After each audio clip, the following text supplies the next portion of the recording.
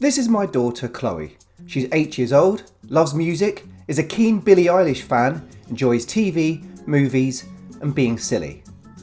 She's the funniest person I know and we're often being silly together, whether that's making home movies, engaging in detective work to solve the murders of puppets, or just general tomfoolery. Around Christmas of 2021, Chloe caught me playing Halo Infinite and really wanted to join in. Unfortunately, she couldn't join in on Halo Infinite, so instead I introduced her to the joys of split-screen co-op on the original Halo Combat Evolved. And to my surprise, she loved it, even if she did spend most of her time driving into me or killing me with grenades. Generally, I'd say Chloe is not a gamer and has never really showed much interest in gaming. She's dabbled in the odd game over the years, mainly what's available on her Amazon Fire tablet. She's played a little bit of Minecraft, but the game she's played far more than any other is Roblox. I've occasionally joined in with her, although I'd spend the majority of the time messing about, like trying to get a car stuck in a house. Unfortunately, Chloe's had a bit of a tough time when it comes to Roblox recently. My wife and I monitor what she's doing, but of course we don't watch her for every second that she plays. And some of the things that happened recently shocked and saddened me.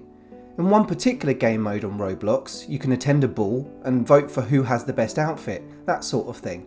Chloe was saying how beautiful people's outfits were, and a bunch of players started bullying her and telling her to kill herself, all because of her grammar and spelling. She's 8. And in another game, she was asked by someone in the game to take her clothes off so she's naked and can sit on them. Of course, the perpetrators were all reported at the time. So after these awful experiences, I wanted her to take a break from Roblox.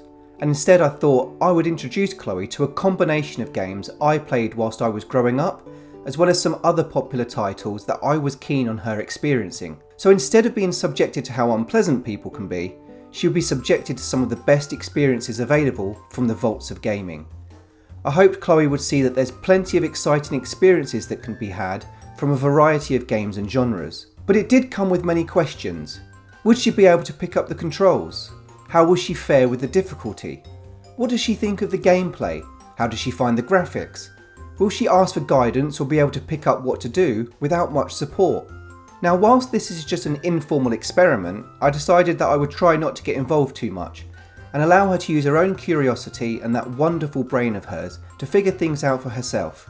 However, I did decide that if at any point she was getting frustrated or she really needed help, I'd give her a bit of advice or help her to understand something.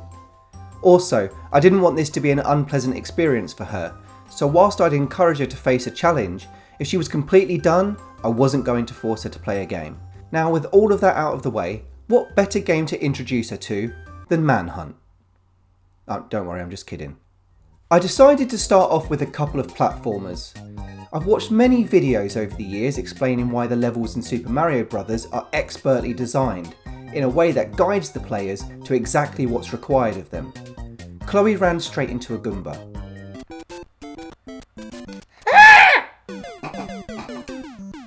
Died straight away.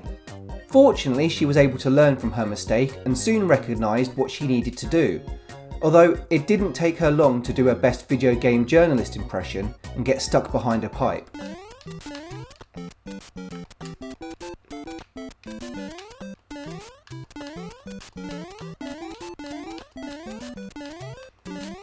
Help me.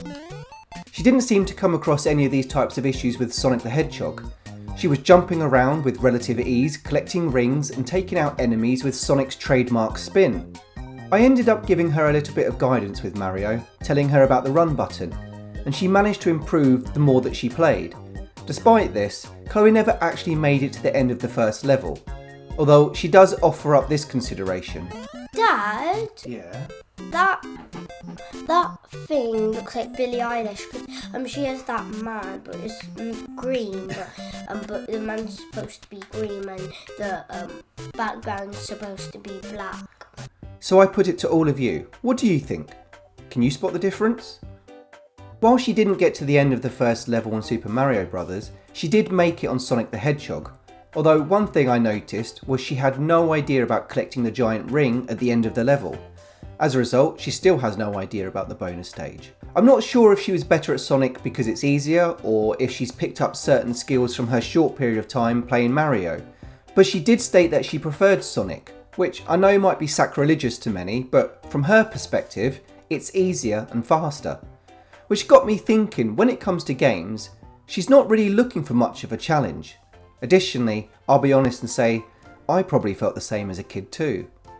Chloe didn't take long to inform me that she loves Roblox more than Super Mario Bros, and my heart is broken in two when she tells me she would rate the game 3 out of 10. As she continued to play Sonic, I asked her if there was anything she's learned so far.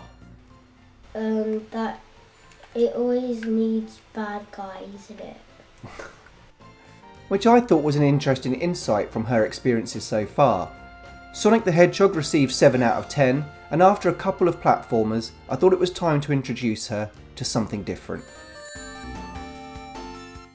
Chloe has never played a beat-em-up game before, but one thing she did like was getting the chance to choose between a variety of characters. I want to look at all the characters. And in all 3 games I introduced her to, the first character she chose was a female character. First she played Street Fighter 2.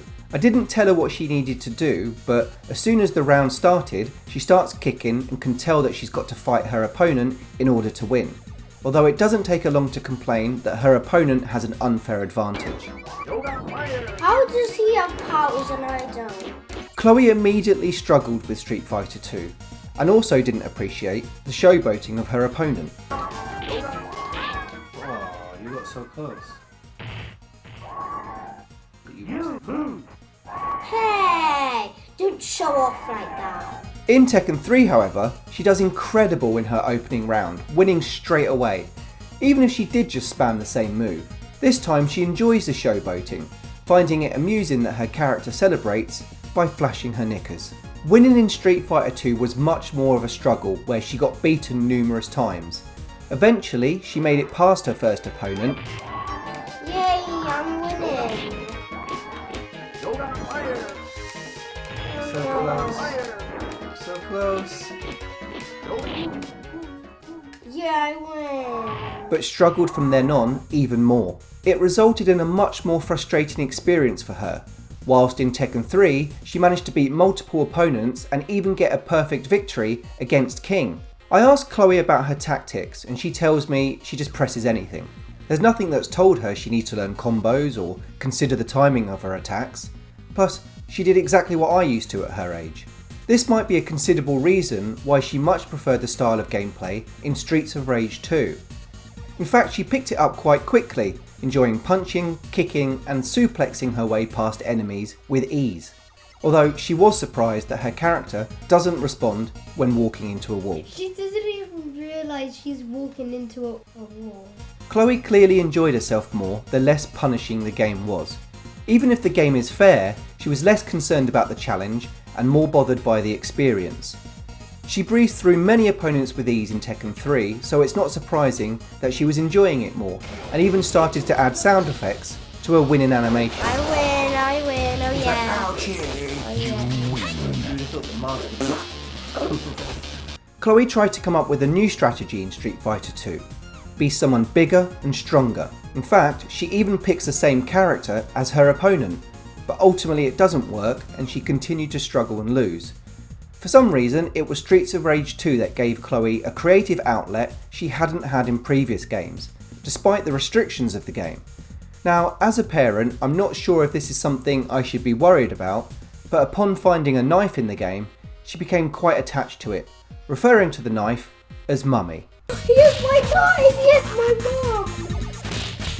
No, I dropped it! My knife! My mom is in that knife. And she enjoyed using her mummy to attack her enemies. Whatever was happening, she was finding it amusing and spent the majority of her time trying to use Knife Mummy at every opportunity.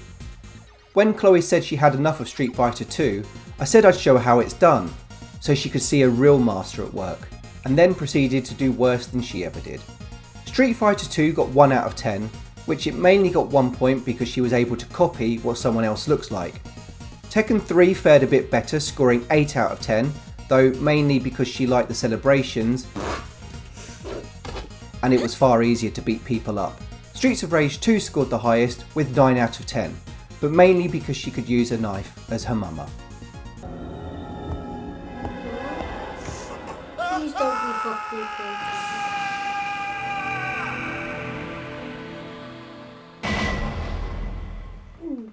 I just want to preface this by saying I know Resident Evil is a scary game for an 8-year-old, but Chloe loves things that are scary. Plus, I skipped the opening cutscene and any other scenes that I felt were inappropriate. Also, she didn't get very far. Well, you've learned how to moonwalk. Whilst time hasn't been kind to what is one of my all-time favourite games, I was mostly interested in how Chloe responded to the general vibe and the controls. To say that Chloe struggled with the tank controls would be an understatement. Chloe spent the majority of her time spinning, walking backward, walking into things, and getting absolutely nowhere.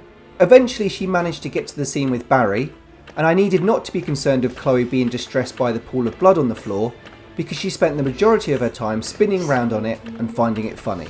She did make it to the corridor in the next room, but when I told her there was a zombie close by and whether she wanted to carry on or turn it off, she decided the latter. I have to say, I think she's seen children's movies that are scarier. Still, she gave it 0 out of 10, mainly she found it dark and she didn't like the controls. So after that, I thought I would introduce her to a game that completely changed my life. I know Final Fantasy VII is a game that many would argue also hasn't aged well, but it didn't stop Chloe being intrigued by the opening cutscene. Oh, she looks very pretty. Unfortunately, what she wasn't intrigued by in any way, shape or form was the combat. In her first encounter, she spent the majority of her time doing nothing but changing the stance of her character. Eventually she managed to read what's on screen and attack the enemy, but it was clear she wasn't a fan of the random encounters. What she did enjoy was renaming the characters. Cloud became Chloe, Barrett became Lulu, and eventually Tifa would become Lily. I decided to turn on some quality of life improvements, such as turning off the random encounters and giving her an advantage in battles. Chloe seemed to enjoy the game more as a result of this. She was also particularly surprised when Barrett disappeared into Cloud and then reappeared. How did you get in here? Chloe enjoyed the games that were either easier or offered more freedom, and so after completing the mission, she enjoyed having the opportunity to run around and talk to other characters. While she wasn't initially keen on reading all the dialogue, I was pleased how she persevered, plus I liked the fact it just encouraged her to read. Chloe started to show some slight investment in the characters. As well as saving Jessie, she was also keen to know more about the characters. She would ask questions out loud. Why is she crying? That's his daughter. Yeah. He's married. No. Am I on the toilet? She also seemed to enjoy the little moments that happen, such as when Barrett hits Biggs for no reason. She also wanted to know more about Tifa and why she was so interested in Cloud, enjoying the flashback that happens between them. I was hoping that this was the start of her longer journey into Final Fantasy VII, but the intrigue soon diminished when it came to doing another mission. Chloe said she'd rate one of my favourite games of all time 6 out of 10, and that's only because you could call someone Lulu. So I wanted to give her one more opportunity to explore something which encourages someone to engage with that innate sense of wonder. Chloe started off the game not being too keen on Link being half naked, but at least she was not too perturbed by Link's lack of nipples. Things started well, as she immediately fell to her death. Where is he? Oh. Right, it was a good start. You died in the first few seconds. Oopsie. I wondered how many players have done that, or if my daughter is technically registered the quickest death in Breath of the Wild history. She seemed to enjoy the freedom, but also didn't seem to know what to do with it. She got herself an apple, met the old man by the fire, and picked up a stick, which she also proceeded to throw away by accident. Oh no. It's okay though, as she soon found an axe and continued to explore, which resulted in her drowning for the first time. You drowned. It soon became clear that she wasn't aware of what the stamina wheel represented, as she would try to climb and again ended up drowning.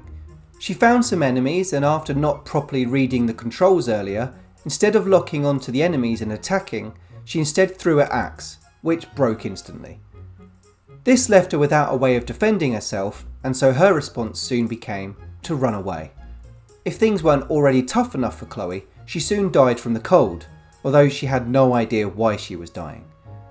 One thing it got me thinking about was how there's so much freedom, but also so many dangers, and if you're ill-equipped to deal with that, it might be quite a struggle.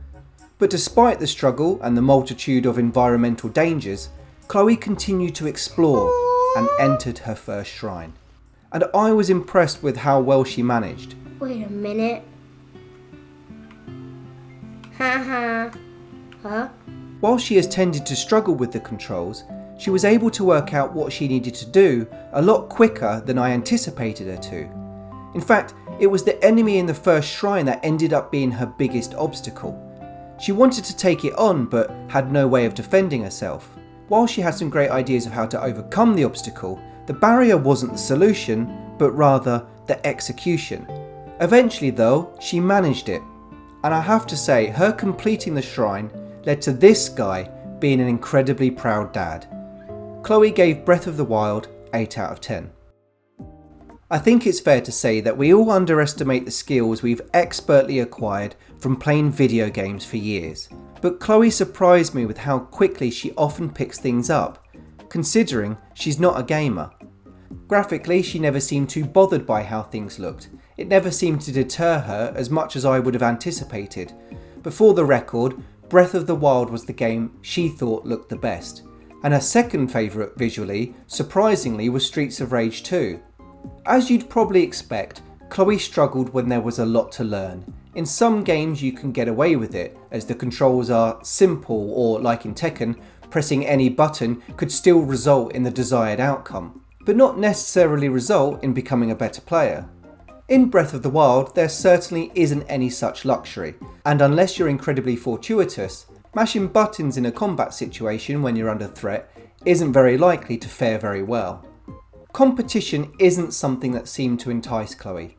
She isn't really interested in challenging gameplay, paying a heavy price for failure, or getting a better score. The idea of repetition appears monotonous, unless it's something that intrinsically motivates her, perhaps something she gets more from the types of experiences she engages in with Roblox. Aside from Breath of the Wild, none of the games offer the freedom she seems to enjoy from her experiences in Roblox. Plus, none of them could ever offer the same level of social interaction that game offers. It seems one of the things she does enjoy is interacting with other players, which is why it's even more heartbreaking that others have treated her how they have. Here's to hoping her experiences moving forward are more positive. The experience has got me thinking about how much of her own person she is. I can tell her how much I think something is amazing, and she doesn't hold back in telling me that it's boring or that she doesn't like it. I might think she's wrong, but she doesn't hold back. Even if no one watches, this was an absolute pleasure to get an opportunity to do something different with my daughter, even if it did come about because of the unpleasant experiences she had in Roblox. While she hasn't asked to play that game with the spiky blonde one with the big sword yet, here's hoping that I've at least opened her eyes to that there's always other possibilities. I'm interested if any of you have ever introduced somebody to video games. If so, what did you do? What games did you choose? How did you decide what to suggest? Did you choose a game that you liked or something that you felt suited their personality? And as I say goodbye, use this time to subscribe or leave a comment, preferably a nice one. Bye bye! I can't breathe! Dad! I look so cute when I do that. Aww. The pressed A instead of B. Whoa.